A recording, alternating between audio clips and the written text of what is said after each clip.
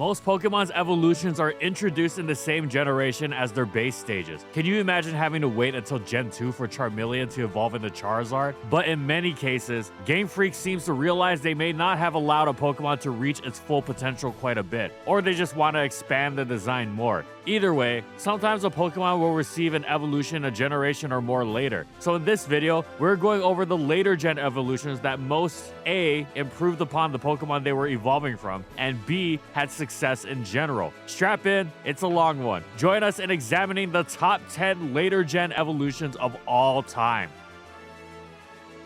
Wow, these Pokemon got amazing evolutions years later. Geez, where did the time go? Oh, this really nice watch? I got this from today's video sponsor, Holzkern. I'm glad you asked. I bet you're looking for some holiday gifts for yourself or your loved ones. Well, lucky for us, Holzkern has got us covered. Holzkern is an Austrian-based company that produces fine watches and jewelry for both men and women. Look, time efficiency is very important to me, so I always carry a watch. I don't want to check my phone for the time because I might end up playing Pokemon Showdown for hours instead of working. But thanks to Holzkern, my wrist has never looked sleeker. I love the Bob, which is this koa watch with a nice green marble finish in the center, and I also love this Rolled, which has more of a business look with a blue finish in the middle. Both go great with my winter wear. They even have sunglasses and were kind enough to send me the talisman so I can drive during golden hour. Holzkern offers free shipping worldwide, and they ship to the US and Europe in 2 to 5 business days. And if you order by December 19th, your shipment will be guaranteed to arrive on Christmas Day. Perfect for holiday gifts. So what are you waiting for? If you want a sleek watch, jewelry, or sunglasses, and also support the channel to help us produce more content, you can click the link in my description below and use code FSG for 15% off site-wide. And thank you so much to Holzkern for sponsoring this video.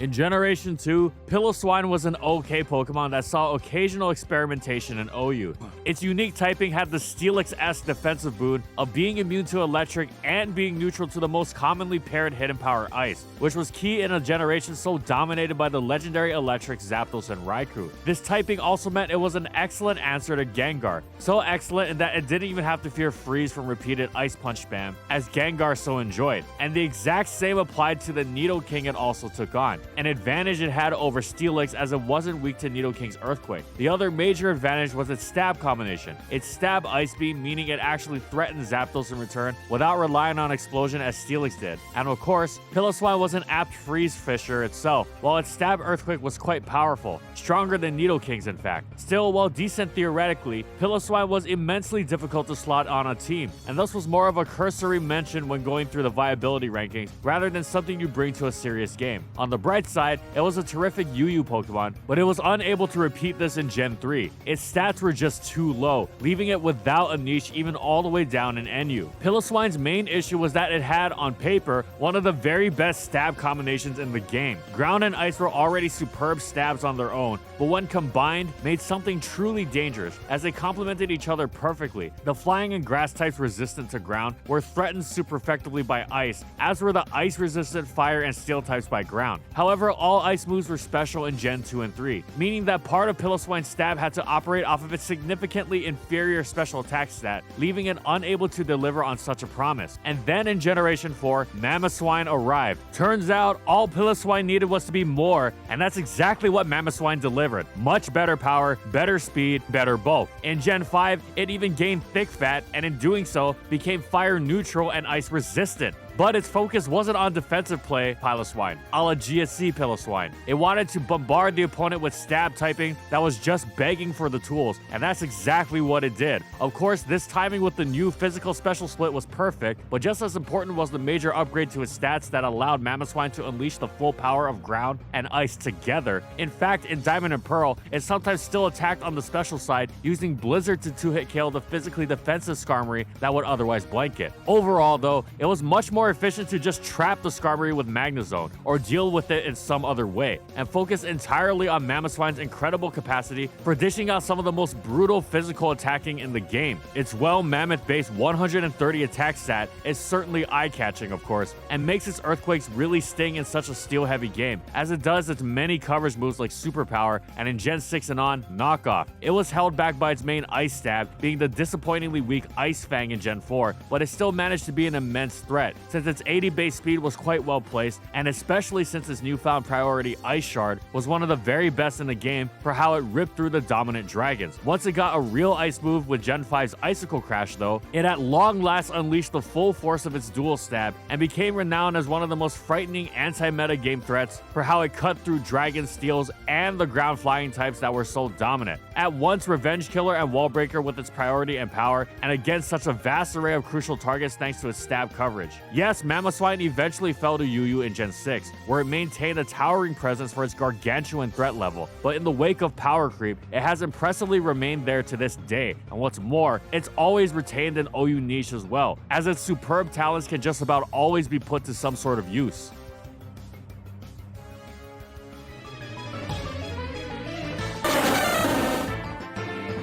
It's not that Slowpoke needed an alternate evolution. Slowbro is a superb Pokemon in its own right. From its early days amnesia sweeping through RBY, to its more recognizable current tenure as one of the game's more unbreakable physical walls it's had since gaining Regenerator in Black and White. However, Gen 2 added what is essentially a specially defensive Slowbro, and that was incredibly significant. Given that bulky waters are often tasked with switching into special attacking fire and water types, Slowbro's lower special defense can be an issue in this regard. Of course, the trade-off is that Slowking's not going to be shrugging off boosted earthquakes and outrages, but it is incredible to be able to maintain the benefits of Slowbro's typing, that fighting resist is particularly amazing, and to be able to take on the Heatrans and Keldeals of the world. It goes further too, that psychic resistance is much more useful for Slowking, as it packs the bulk to tank strong psychics from the likes of Alakazam and Tapu Lele, and it isn't immediately blown up by their coverage. It can stomach Shadow Ball and Moonblast as well. Plus, in general, it's great to have such a special focused regenerating tank that can pivot into powerful neutral attacks, all manner of Draco Meteors, and Hurricanes and what have you. It's not just a matter of copying and pasting Slowbro, but with the defense and special defense switched either. Slowking has several options unique to it that offer a very different playstyle. If you want to use its auspicious defensive profile to boost, Slowbro is of course a very good Calm Minder, but Slowking offers the more aggressive option of Nasty Plot. Slowking can also provide phasing with Dragon Tail, which Slowbro lacks completely, and allows Slowking to check the eternally dangerous Reuniclus in Gen 5. In Gen 9, Slowking even has the teleport replacement Chilly Reception, which Slowbro lacks, and this extends to their Galarian forms too. In both Gens 8 and 9, Slowking is vastly superior, with a special attack stat that now match that still superb special defense, and leveraging its bulk for all manner of special hit taking, while bringing the pain itself. Nasty Plot very much included there. Hell, in Gen 9, it has two new major tools over Slowbro. Toxic Spikes is solid, but the really big one is the incredible recovery denial of Psychic Noise, continuing its OU excellence. Meanwhile, base Slowking continues to rocket in UU. The lean towards special bulk and the added moves go a really long way.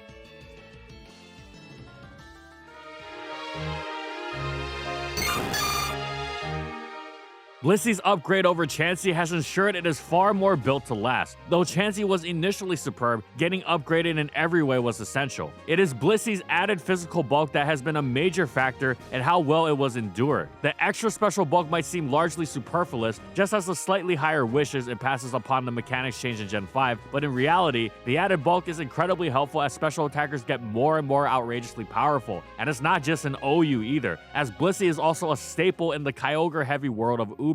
What's especially useful is that the bulk is natural and not Eviolite reliant, meaning Blissey doesn't totally fear knockoff like Chansey does Gens 5 and on. And if it doesn't get knocked, leftovers are of course amazing to ensure it doesn't have to constantly heal itself manually. Alternatively, in Gen 8, it wields heavy duty boots beautifully. What else is majorly helpful is Blissey's ability to actually do decent special damage. The special stat splitting in two in the second generation left Chansey with base 35 special attack and thus completely unable to damage anything with its impressive special move pool. This is not to say Blissey is a powerhouse, but base 75 is quite respectable enough to where the right move can actually get the job done against desired targets. This is most famous with Ice Beam in advance, which almost never leaves Blissey's moveset for how it nabs major threats Dugtrio and Salamence in one, while also hitting Gengar. However, in that gen, Flamethrower and Thunderbolt also see some usage, and in following gens, Flamethrower in particular was valuable for torching the many Scizor eager to switch in. Ice Beam is similarly valuable, and there have been instances of Blissey tossing Shadow Ball into the mix so as to take on the many ghost types running around. The greater flexibility, both offensively and defensively, ensures that as bulky as Eviolite Chansey is, there will always be room for Blissey.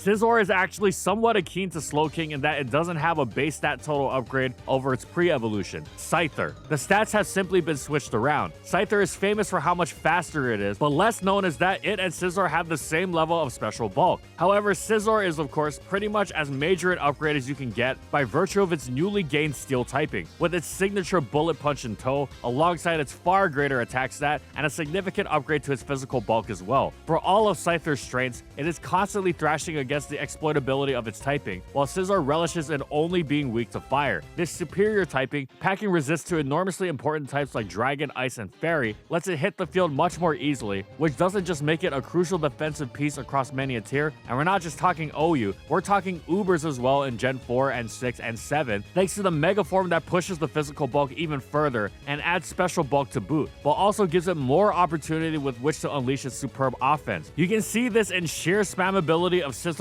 other famously used move, U-Turn, which on a game-to-game basis, it actually uses more than Bullet Punch because of the power of momentum gaining and maintaining. It does so because it does not fear Stealth Rock, not in the way Scyther does pre-heavy duty boots. Even in a boots world, Scyther has to exercise caution lest it get knocked off, whereas Scizor is regularly used as a switch in to knock off. This concept extends even further to Scizor's use as a hazard control in Gen 6 and later, where Defog is buffed. Scizor as a pursuiter is emblematic of this concept as well. Not only do its pursuits hit harder, but it switches in more easily to use them. And of course, when it comes to pound for pound offense, Scizor brings the pain. Choice Band, Swords Dance, the latter potentially mega depending on the gen. It is a ferocious finisher, not just because of how strong its bug bites and superpowers are when boosted, but because its priority option is stab and super effective against many Pokemon. A far cry from Scyther's quick attack, meaning it's not enough to just be faster. Scizor is one of the best competitive Pokemon in history, and it's not just a matter of base stat total. Suffice to say, by the way, this certainly does not apply to the other Scyther evolution, Kleavor, who for its superior attack, solid speed, and access to the amazing Stone Axe, still lives in Scizor's shadow.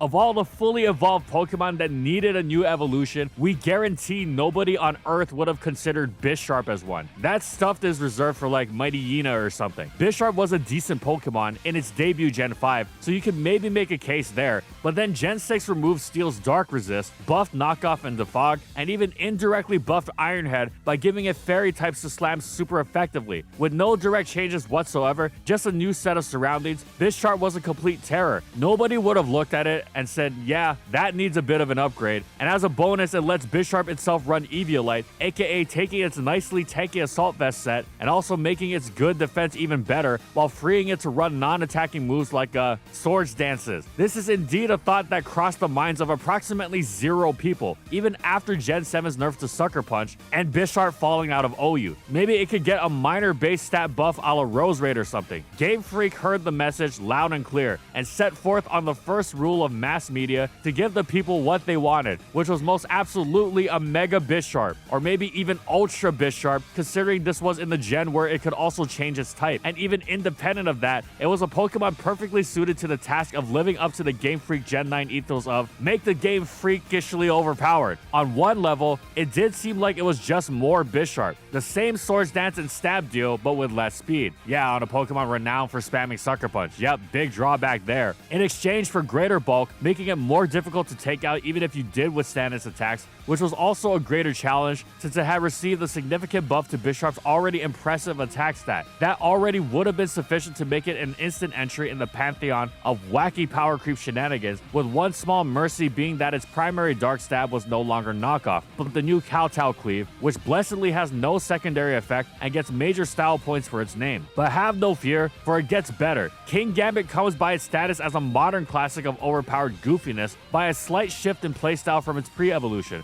which was already menacing for how it punished the necessity of Defog's hazard removal with a free attack boost through Defiant, or how it punished Intimidates in VGC. King Gambit has something even better. Its ability punished the most essential, fundamental part of the entire game, making your opponent's Pokemon faint. You know, the thing you have to do to win. Well, theoretically anyway, unless your strategy is to psychologically terrorize your opponent into forfeiting without losing any Pokemon, but currently, that strategy is not known to work. Anyway, seeing as you are playing with the more, shall we say, traditional method of winning Pokemon battles in mind, you have quite the dilemma when facing Kingambit in singles for its Supreme Overlord ability, which powers it up for each of its teammates that have fainted. This puts you in the ultimate damned if you do, damned if you don't situation. If you don't feint his teammates, you will continuously have to deal with them, but as soon as you feint them, you make Kingambit stronger and therefore that much closer to sweeping you off of your keister. Indeed, once you are so foolish as to take out your opponent's Pokemon, Kingambit is perfectly poised to come in and skillfully expose you for the charlatan you are by way of the ultimate reverse sweep. Obviously, we're exaggerating the reality of how the whole affair works for the sake of comedy, and despite its obviousness, we hate to leave any doubt. However, there is quite some truth to the dynamic, as a generation of top players infuriated by last Pokemon Kingambit taking out entire teams can attest to, so much so that it was put up for a test on its potential brokenness at one point. Kingambit would have already been impressive for its great stat improvement, even if it had maintained Bisharp's defiance, but as it stands, Supreme Overlord vaulted it over most everything else. At the time of this video, it is ranked among the top 2 Pokemon in OU alongside Zamazenta, which is one of its best answers, and it is considered by many to be the best Pokemon in OU, period.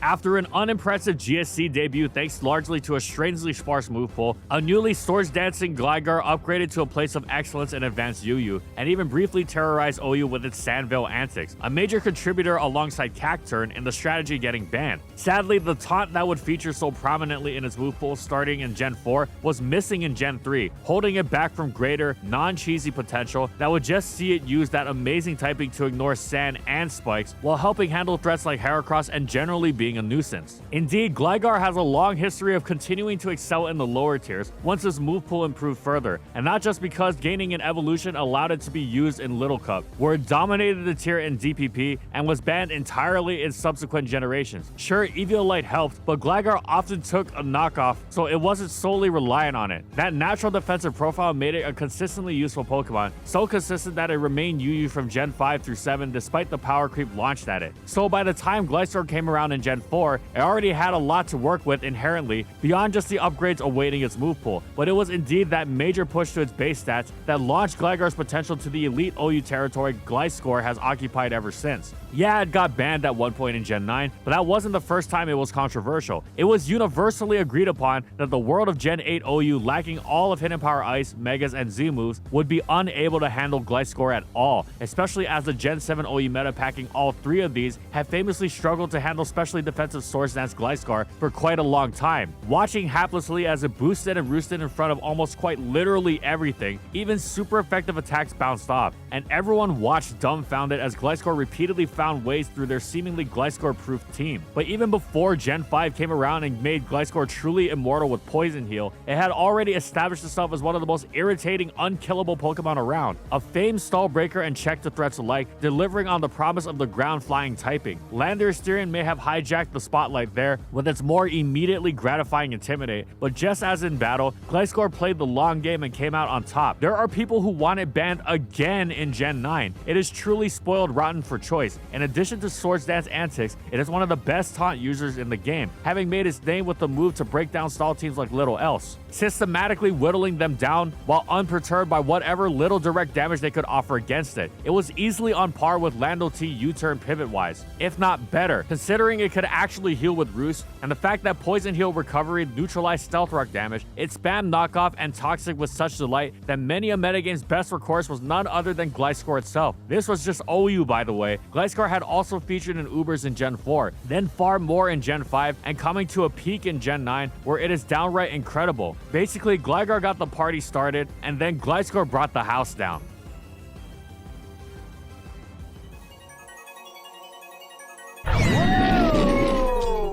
Suffice to say, Gen 8's Duraludon did not meet the expectations for an OU version of Dialga, as it dropped all the way to PU. At least it got banned to PUBL, so you could make some sort of parallel there at least. Seemingly in response to this betrayal, Game Freak cranked it in the following gen. Arcaludon is faster, bulkier, and stronger. This is good. It actually fits into this wild new meta just fine, living up to the promise of its superb typing wonderfully. A dragon with a secondary stab that both annihilates fairy types and and cancels out the fairy weakness in return, while also doing the same for its ice and dragon weaknesses. And now it had the stats to deliver. It even gained the new neat ability and stamina, each hit, no matter how light, boosting its already superb defense and making it difficult to take out even with super effective fighting or ground moves. However, there was one more tool it had over Duraludon, one that launched it into ridiculous territory even for Gen 9, Electro Shot, clocking in at 130 base power. This special electric attack didn't seem like more than a majorly upgraded Thunderbolt, which, you know, cool, that's famously great coverage alongside Dragon and Steel Stab alike. But is that really that crazy at this point, especially considering it requires a charge-up turn? Is this really worth using Power Herb as your item for? But it is here we realize that Electro Shot has two other qualities. Number one, it boosts special attack, and number two, it doesn't have to charge up in rain. Here we start to see the outlines of a potential problem. A fast, bulky, powerful Pokemon that gets bulkier upon taking damage and wields a wickedly powerful coverage move that makes it even stronger. This coverage move is so strong, by the way, that it's effectively a third stab. In fact, it's stronger than many stabs. For instance, it outdamages Stab Shadow Ball by 10 base power. That's still just the beginning too. That whole stamina defense boosting thing, that doesn't just make it tougher to take out, it also weaponizes into a higher powered body press. But it's not that fast, so I'll just hit it on the special side, you think. But low for Archaludon is packing the latest in military strategy, and its Assault Vest means your special attacks will bounce off as it plows through you. Despite its specificity to rain, Archaludon went way over the top and got itself banned from OU. And in VGC, ever since its release from the DLC, Archaludon has seen top usage in several tournaments, including the restricted format regulation.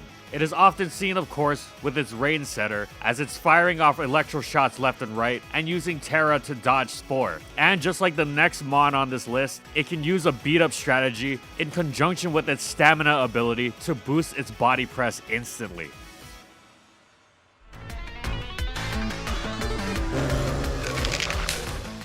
Primeape made a career for making the lower end of the lower tiers its home. There, among similarly low base stat totals, its solid speed and stab close combat get up to some solid tricks with other bonuses like U-turn and Bisharp cosplay in its Defog punishing Defiant. It was quite a blessing to see it finally gain an evolution after so long. Its attack and speed were nice, but its bulk was so paltry it was kind of ridiculous. And it wasn't nearly strong or fast enough to really compensate for this. At first you'd think Annihilate took a step back, since like Scizor, it's slower than its pre-evolution. But number one, Annihilate is only a little slower, going from base 95 to base 90. Number two, Annihilate gets a good bit stronger, going from base 105 attack to 115. 3. Annihilate gets a lot bulkier. Primate's base 65 explodes all the way up to a stunning base 110, which, to put it in perspective, is 4 base points more than Lugia. Additionally, its defense and special defense go from 60 and 70 to 80 and 90 respectively. Respectable in their own right, especially special defense, but in conjunction with such massive HP, they make one seriously tanky Pokemon. Number 4, Annihilate gains secondary Ghost typing, which both bestows upon it a valuable fighting and rapid spin immunity defensively, a fake out immunity in VGC, and more importantly, provides a wickedly dangerous secondary stab in its own right, and especially because its fighting stab ensures no dark or normal type will want to ward it off. Additionally, Ghost Stab ensures psychic and ghost types won't want to switch into its fighting stab, making a beautifully complementary combination. Number 5, Annihilate's Ghost Stab is Rage Fist, which goes hand in hand with its impressive newfound bulk, and it gets stronger with each hit it takes, and it snowballs fast. All Annihilate has to do is switch into one attack, and it's already at 100 base power. Another move 150, and given its good special defense alongside its bolstering of its defense through bulk up, which also strengthens the attack stat it uses for Rage Fist, by the way, this is not a Pokemon you can just hit a few times and take out. It'll rest off the damage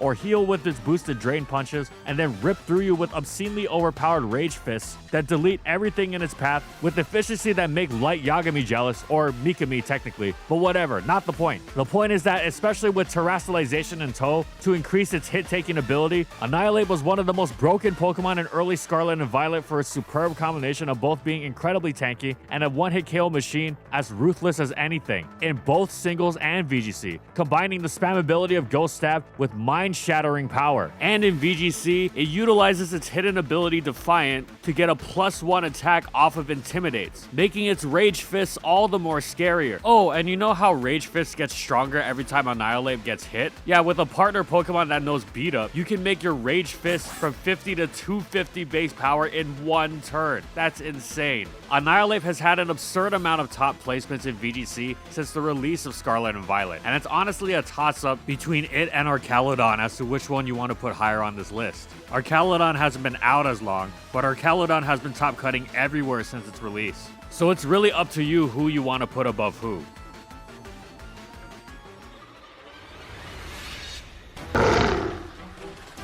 Ursaluna is a very good Pokemon, a deserved upgrade to Ursaring, but it's not broken. It sits in UUBL, having thoroughly demolished the tier and maintaining a solid niche as an OU wall breaker. However, for all its upsides, the monster's offensive power combined with stunning physical bulk, it was quote-unquote just another crazy strong physical attacker like Ursaring dialed up to 11. But then there were lots of Ursaring type Pokemon out there, and in this day and age, lots of Ursaring type upgrades too. Ursaluna's Blood Moon form, on the other hand, was a different kind of beast that achieved a unique kind of brokenness, not just through sheer strength, but through a particularly unhinged combination of traits. It attacks on the special side of things, first of all, and with its combination of Calm Mind, Ground Stab, and Moonlight's Recovery, it recalls some sort of pseudo-Arceus ground, and if you think that's a lofty comparison, just wait till you see the destruction this behemoth wreaked, as impossible to both take out and defend against as it was. Calm Mind works in conjunction with its superlative HP to ensure it's insanely difficult to break on the special side, while its stunning defense stat naturally handles the physical end of things. With this unbreakability in mind, the stage is set for Blood Moon to unleash its demented offense. Its base special attack is just the beginning, even when considering Calm Mind boosting it further. It's the fact that its normal stat, Blood Moon, comes in at a ridiculous 140 base power, aka as strong as Draco Meteor was before it was nerfed. Blood Moon's drawback is that it can't be used on subsequent turns, which is the easiest thing in the world to circumvent for a Pokemon so monstrously unbreakable. You can't even try to stifle it with the immunity of a Ghost type because its Mind-Eye ability is a clone of Scrappy, meaning it's normal and fighting no immunity, and in VGC, the ability to never miss from Mind's Eye is very helpful. And in this vein, Blood Moon could even cheekily compensate for its low speed with a solid priority of the fighting type Vacuum Wave, especially on all-out attacking modest sets. However, it often didn't need to, as the absurdity of its physically defensive Calm Mind Stab's Moonlight variant took on just about everything imaginable, especially when Terra got involved, with Steel or Poison ensuring Toxic wasn't going to stand in its way, while Poison had the additional bonus of flipping its initial fighting weakness on its head. Blood Moon was very Annihilate-esque. You wouldn't break through it, and at the same time, its main stab wiped you out almost instantly. Usually with such unbreakable Pokemon, you have some time before they overwhelm you, but that wasn't the case here, leading to Blood Moon getting banned in spectacular fashion. It didn't just improve on Ursaring, but completely flipped Ursaring's evolution's playstyle on its head in grotesquely brutal fashion.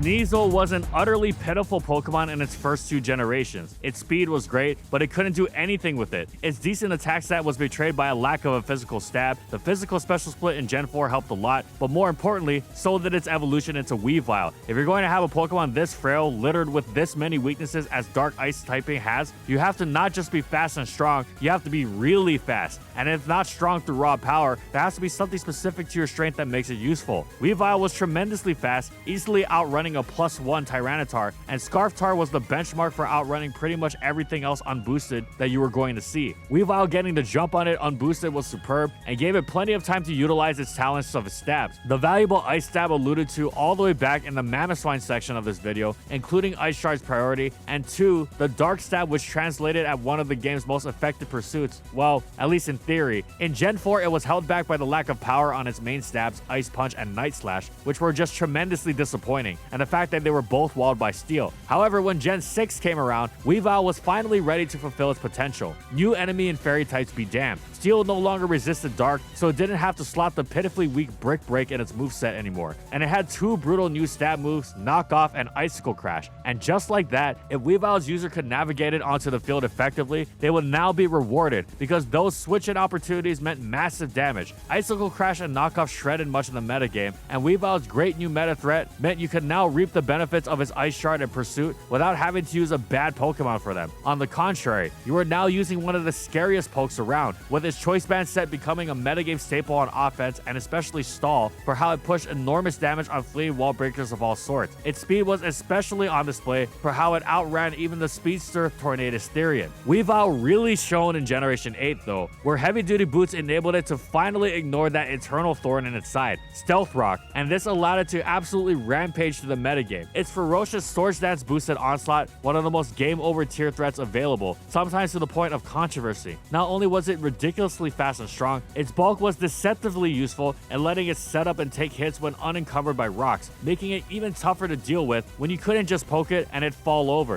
It didn't have to run boots though, as it also effectively wielded the immediate power of choice band sets. Additionally, its Ghost Resist and Priority Ice Shard was invaluable for taking on Dragapult. Weavile was so scary in Gen 8, it was even a terrifying threat in Ubers. Weavile continued to rock OU after Xianpao was banned in Gen 9, but it was here another evolution in the family stepped in and ascended to new heights. Evolving from Hisuian Sneasel, Sneasler had an absolute ton of excellent traits going for it. It was barely slower than Weavile at base 120 as opposed to 125, but this barely mattered both for the fact that it was still very fast and for the fact that it loved doubling its speed with Unburden and leaving everything in the dust anyway. For this minor trade-off in base speed, it got the jump on Weavile's base attack by 10, coming in at an excellent 130, with which it wielded a vicious stab combination of fighting and poison. Fairy types wouldn't want to take on its close combat for fear of the stab Dire Claw waiting for them. This stab combination came off of typing that had no fear of Stealth Rock whatsoever, which meant Sneasler could also wield its new tool of U-turn beautifully, making for a tremendous choice banner. Speaking of Dire Claw, it became one of the most loathed moves in the game for its whopping 50% chance to either poison, sleep, or paralyze the opponent in both singles and doubles. When you consider that such sets like running Poison Touch as their ability, which gave every contact move a 30% chance to poison, Sneasler would greatly hinder the opponent just by spamming its strongest attacks, as mindlessly powerful as it gets. But it was the fact that its Swords Dance Acrobatics Unburden sets bowled over almost everything in very little effort in singles that most blatantly pushed it over the edge. Sneasel was a lucky Pokemon, from the humblest of beginnings to not one, but two evolutions that have reached super competitive heights. And in VGC, in the current regulation,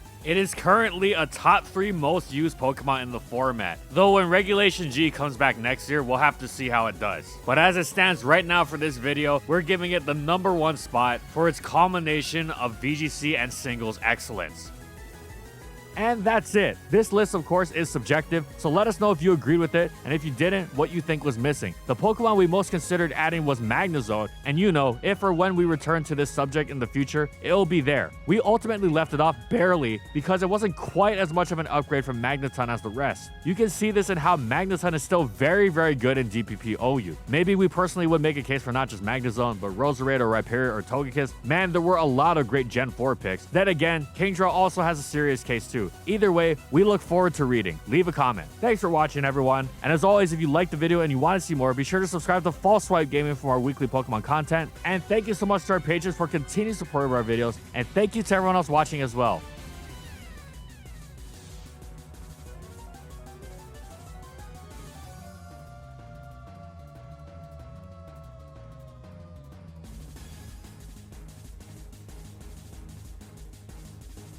And thank you so much to our Platinum patrons. Thank you to Amphozenus, Alex Sable, Anthony Belval Renault, Bingleton, Daniel Isbeast, Dr. Mint, Funky, Glitcherton, Hal, Nurse Jake, Jack G, Lord of the Rabbit, Skylaria, Soares and Croxon, Shiwei Miji, Stoneface Colin, Kiboflu, and Quetzalcoatl Northropi for their major support of our videos.